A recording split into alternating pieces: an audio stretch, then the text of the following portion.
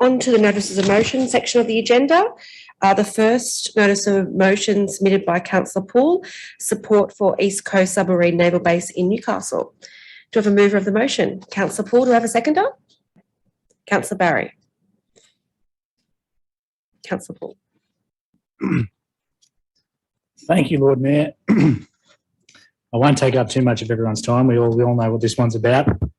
I'd like to just firstly reiterate that we are not talking about nuclear weapons tonight. We're talking about submarines that are nuclear powered.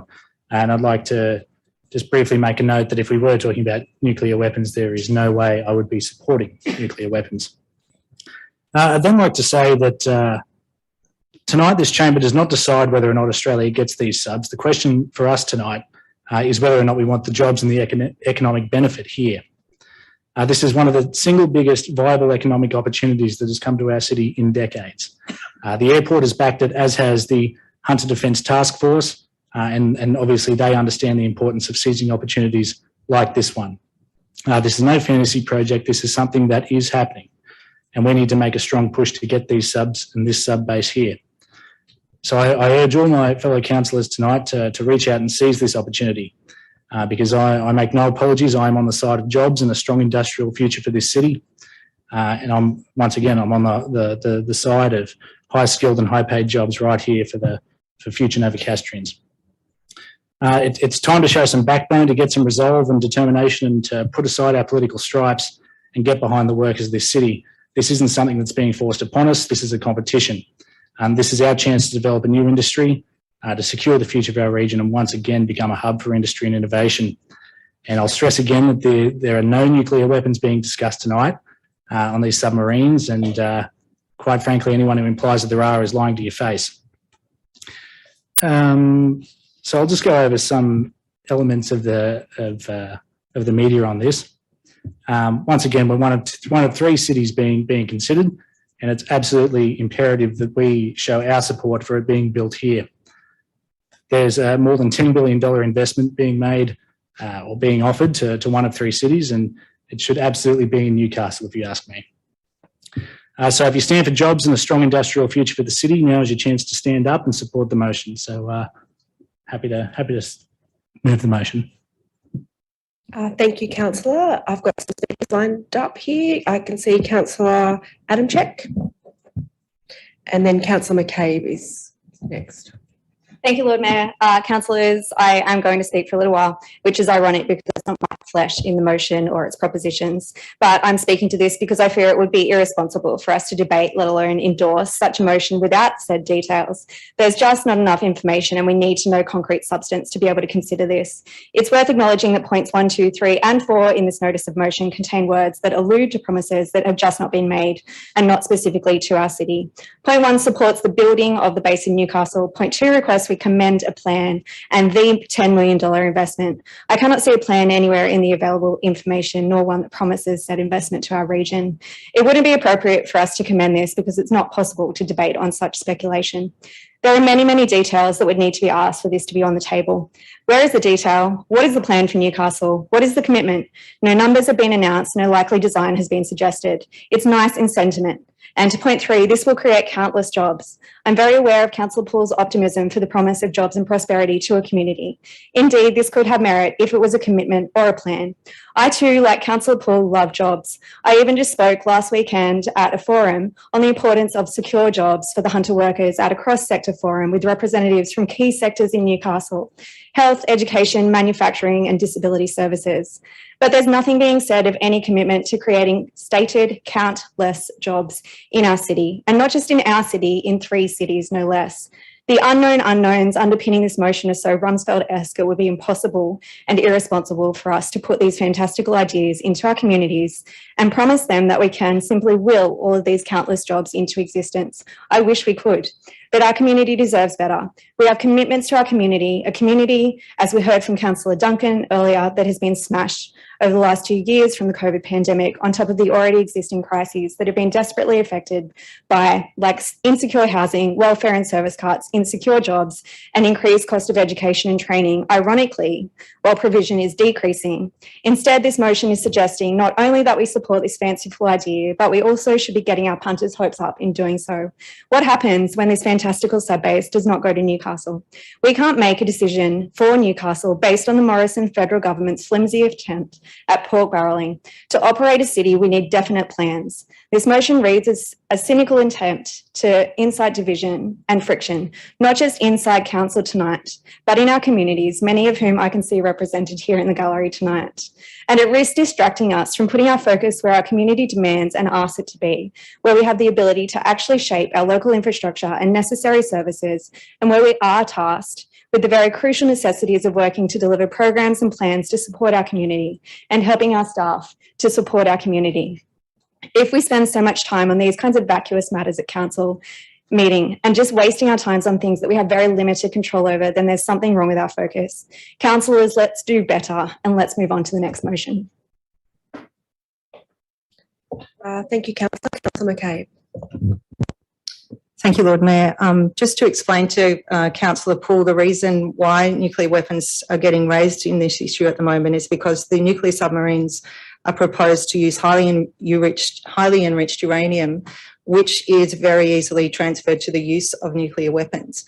And the concern is that if we do this in Australia, that we'd be setting a precedent for other countries who might also use the cover of nuclear submarines as a way of being able to set up their own nuclear weapons in their own countries.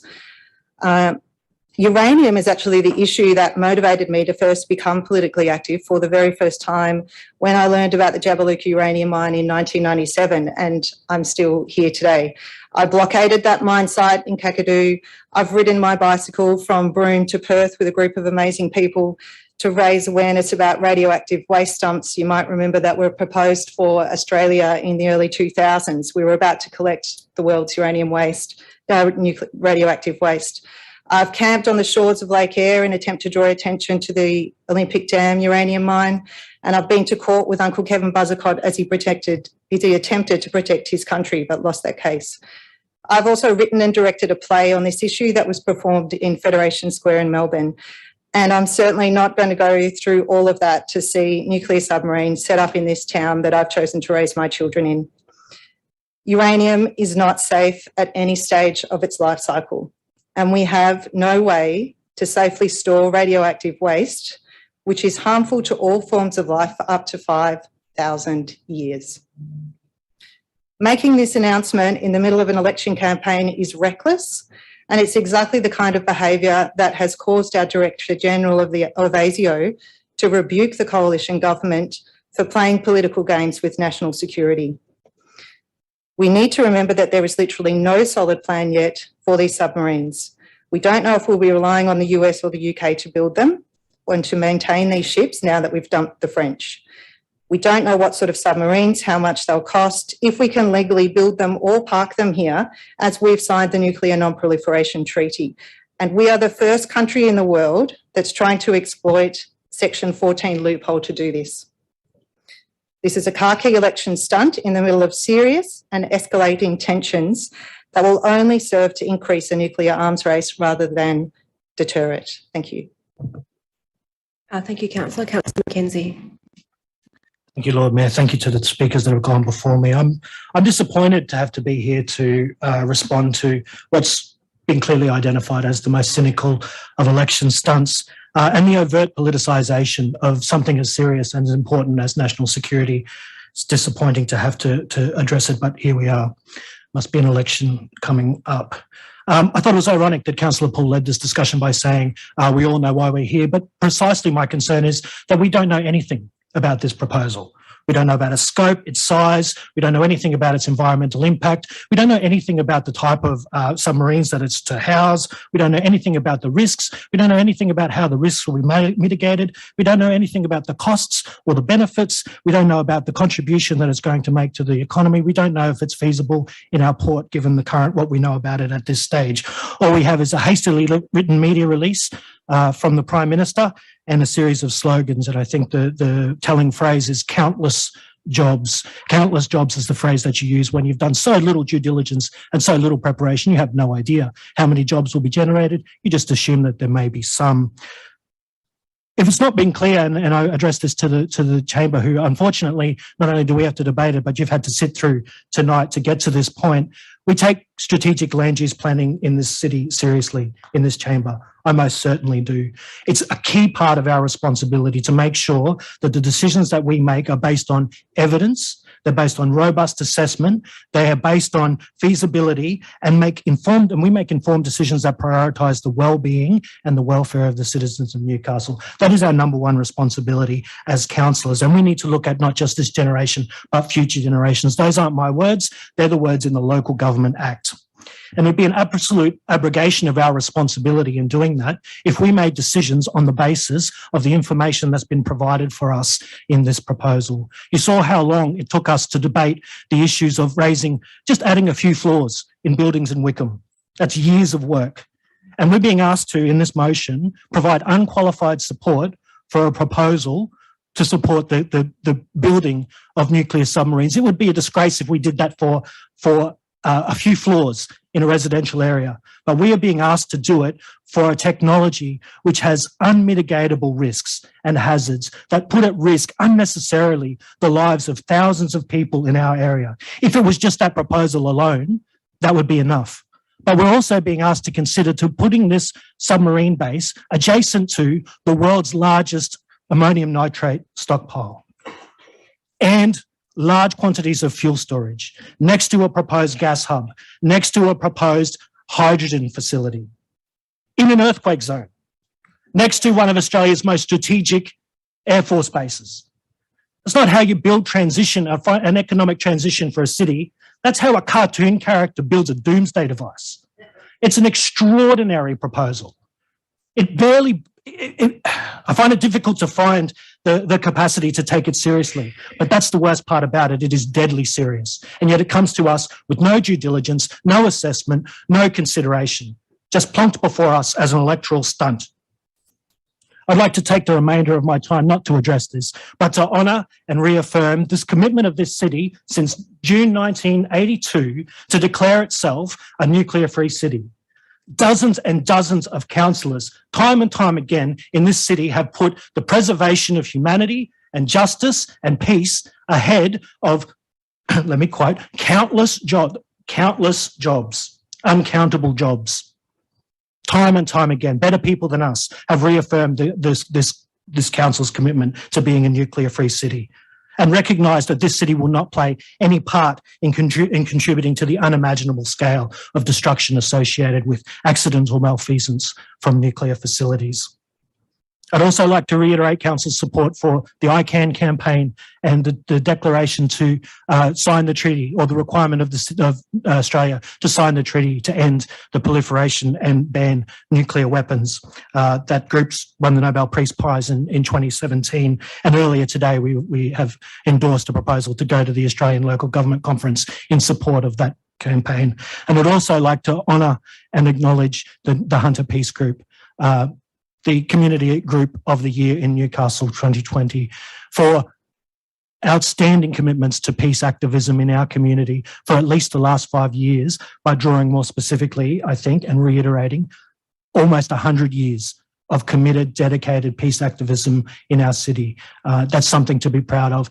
It is something that I'm not going to put at risk with a reckless motion such as this.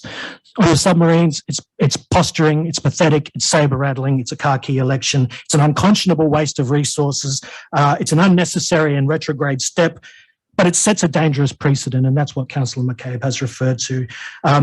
The adoption of this technology is the first time that there's been a military transfer of nuclear materials for non-prescribed military purposes to a non-nuclear weapon state.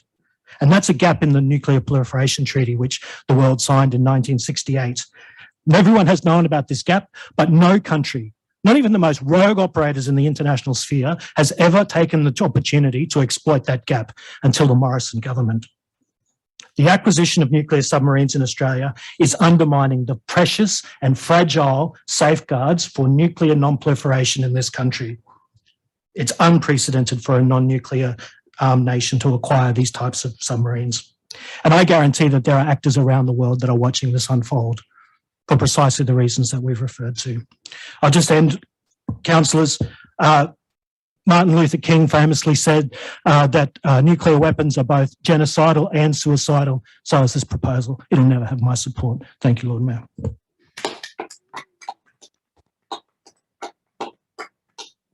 Thank you, Councillor. Councillor Duncan. Lord Mayor, thank you, and thank you to Councillors McCabe and Mackenzie for sharing, obviously, your deep passion, concern and interest in this area. As a Gen Xer who grew up during an era of movies and television shows in which I, at certain times, I'm sure a lot of my generation feared that, you know, a nuclear winter and a nuclear doom was our future. I can relate with a lot of what you've said, so thank you very much for speaking so eloquently. I think one of the things that gets up the nose of Novocastrians is when they feel that governments are doing things to them without their consent. And I think this is, mostly I think it's a thought bubble that somebody in the Prime Minister's office has had, and as Councillor Mackenzie has alluded to, like, where is the plan and where are the details? And I think it is fanciful, and I don't think it's ever actually going to happen, but we can't be sure.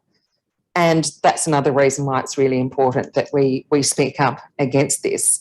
But I think it's that, again, that issue of consent where, you know, we have just made significant representations to the state government who wanted to dump Sydney's toxic sludge here without our consent. Well, you know, no, and rightly so. Novocastrians also say, I don't think so, not today. I think if this notice of motion read, and Lord Mayor, I will come back to your Lord Mayoral minute on this actually, if this notice of motion read something like, heaven help us should we ever see the day, the City of Newcastle supports the building of the new East Coast Container Terminal, it might be easier to sell. If this notice of motion read commends the federal government's plan for the new container terminal in Newcastle, it might be easier to sell to our community. But our community are not going to buy this one, not in a million years. Thank you. Thank you, Councillor. Councillor Church. Thank you, Lord Mayor. I rise to support this notice of motion and thank Councillor Poole for putting it on the agenda tonight. I believe as civic leaders, we need to send a strong signal to decision makers in Canberra and to the Navy that this kind of investment and creation of more than 1,000 jobs is very welcome in our city and in our region. Now, while some may dismiss Newcastle's shortlisting as politics being played in the midst of an election campaign, I don't think we gain anything by opposing this opportunity. We know that Infrastructure Australia has released a new report on the strengths and weaknesses of regional Australia, and it has clearly listed defence as one of the Hunter's growth industries.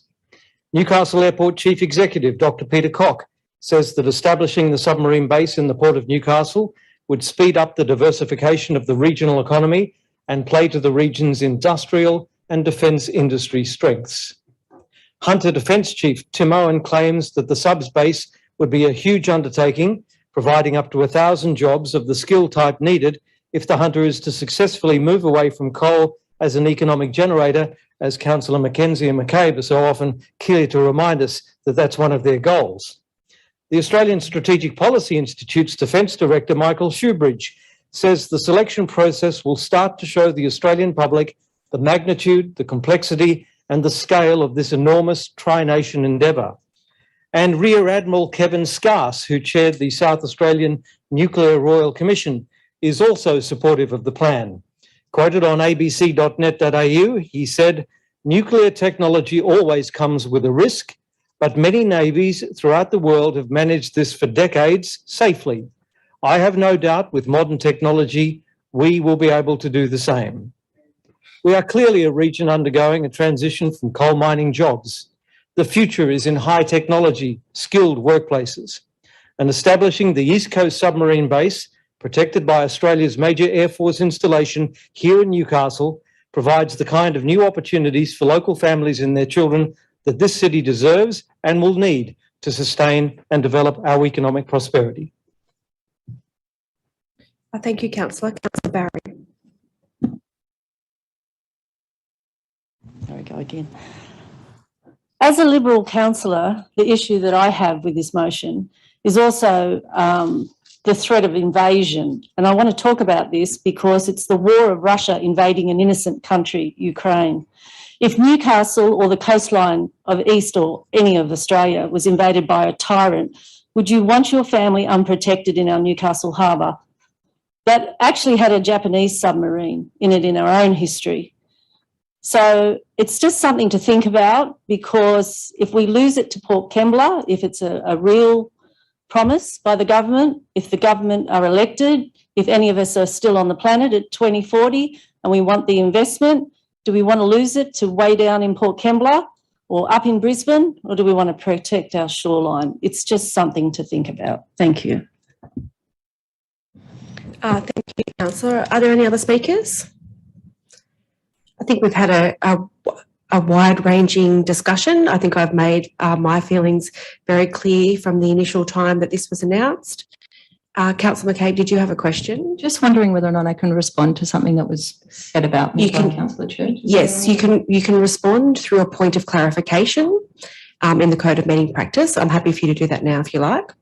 Thank you, Lord Mayor. I would like to make a clarification. Just the comments that were made about myself and Councillor Mackenzie often making comments about wanting to diversify the region. That's absolutely true. But at no point would I or have I ever supported the idea of using defence, and I don't like even to call it an industry, with the greatest of respect for the people in our community who currently work in defence jobs, because they are very much part of our community. But I don't see any need for investing in defence as a way of creating jobs in Newcastle and the Hunter. There are so many other industries that are going to be the clean, renewable industries of the future, and our city and our region is the best place in the world for taking on these industries, and all we need is some state and federal government money to help us get off the ground. But all we've had so far is a thought bubble about these nuclear submarines and investment in a gas plant that we do not need. We could be setting up offshore wind. They're slowly getting off the ground for working that out. We could be setting up green steel industries, green aluminium industries. We could be building electric vehicles here. We could be bringing manufacturing back to Australia and starting in the Hunter, instead of just being a quarry where we sell rocks to the rest of the world and then struggle to buy those things back again. That's the sort of vision that I think, and the identity, we're creating a new identity at the moment in the Hunter. And if we put all of our eggs into defence, then that will be what we're telling the world that we are here in the Hunter. And I would much prefer our Hunter's identity to be about these clean, renewable and industries of the future. Thank you. Thank you for that point of clarification, Councillor McCabe. There has been a lot said. I've made my feelings very clear. I just want to acknowledge my support for ICANN and the Hunter Peace Group, and I'm really proud that they are our Community Group of the Year. I always remember the marches that I went to when I was young, and the sayings and the songs that we sang, and I think that it's worth reflecting on. All we are saying is give peace a chance. Say that a couple of times over and over again, and you'll probably change your perspective. I don't think I need to add too much more to this discussion, because the points that I want to make are about what our roles are in local government. Now, at the top of this meeting, I brought several pages, and I tried to get through it very quickly, of the type of proposals that we are working on and need funding on for our city, for the diversification of our local economy, for jobs in our economy. These are actually tangible projects that are on our books. This is the type of time and effort as councillors you need to be spending your time thinking about and collaborating and working on. If you want to get distracted into federal campaign stunts and go down those type of rabbit holes, if you end up spending more time as a councillor doing that, you're actually doing your community a disservice. And if we're talking about transition plans, if we think for 1 second our community in Newcastle and the Hunter can be hoodwinked into thinking that this is some type of transition plan, they are greatly mistaken. We should be talking about offshore wind, as we have in this chamber, which is actually a real tangible project with thousands of jobs associated with it. Thousands of jobs associated with it. We should be talking about what are the government's net zero targets. These are the type of conversations we need to be having. We need to be talking about the diversification of the port. And that's not just the container terminal. That is about the freight rail bypass. That is about freight and logistics hubs. This is about genuine diversity in jobs and growing our local economy. We need to be spending our time focusing on our local community, what they want and what they need for the future, and working with them, not going down rabbit holes of Conservative governments that have made it very abundantly clear, and it's very clear in the discussion tonight, that this is just another long line of political stunts. And I'm not having it in Newcastle. We are not going to be pandied around as part of this government's political stunt making around the country. It is not okay for the City of Newcastle to be shafted around in this fashion. And that's as much time as I think we need to give this discussion. Are there any other speakers? Would you like a right of reply, Councillor? Thank you, Lord Mayor. Just in response to one of the comments you made, give peace a chance, I'm reminded of Ronald Reagan's stance, which is peace through strength. I'm kind of aghast at Councillor McCabe's comments that the defence is not an industry. It is absolutely an essential industry and a very, very big employer.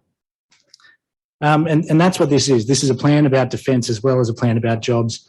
And perhaps one of the reasons we don't know too much about the plan is because defence plans and strategic plans like this are generally confidential. And I would draw councillors' attentions to the very final paragraph of attachment A, which says, and I will read from it directly, the Defence will engage with state and local governments to determine the optimal site. And I would remind you that initial construction is due to be completed by the end of next year, end of 2023. So it is absolutely vital that we take this stance now. It's not by coincidence that I bring this motion towards council now, because it's very, very important that we make a show of strength now before the opportunity is lost. And 1982 was when Newcastle was declared a nuclear-free zone. 1982 was 40 years ago. The middle of the Cold War, Reagan was in his first term. It was a different time. It was a different era. This is not 1982. And I'll say it again, these subs do not have nuclear weapons. And we cannot hide behind the fears of decades gone by. So my conscience remains clear in taking this position. I'm not going to hide behind the fears of 44 decades gone by. And I'll say again that there are no nuclear weapons on these submarines. And I would also note that the Federal Labor Party has indicated their support for the submarines and the building of this base. So quite frankly, this is a bipartisan push to have these subs here, and obviously the base that is required to deal with them. And I would say, you know, some of the conversation tonight would best be described as rather anti-AUKUS, which has also been embraced by both sides of politics. And this is something we haven't seen out of the Labor Party in years. And what's the implication here? Would you rather see us aligned with Russia or China instead of the UK or the US? I mean, unless you know something we don't, both the Federal Labor Party and the Federal Liberal parties are backing this plan, and we should be absolutely embracing the fact that there is going to be a high-employing East Coast submarine base somewhere here, and the opportunity is here before the council to say that we want it, to have a loud cry of support saying that we want the jobs here. And Councillor McCabe's concerns about uranium, nuclear-powered subs are better for the environment, better than the alternative, which are diesel subs, contribute to global warming. So unless there's a suggestion here that we can miraculously acquire wind or solar-powered subs, I think it's the best option. Unless we go with the third option, which is no subs and no ability to defend ourselves.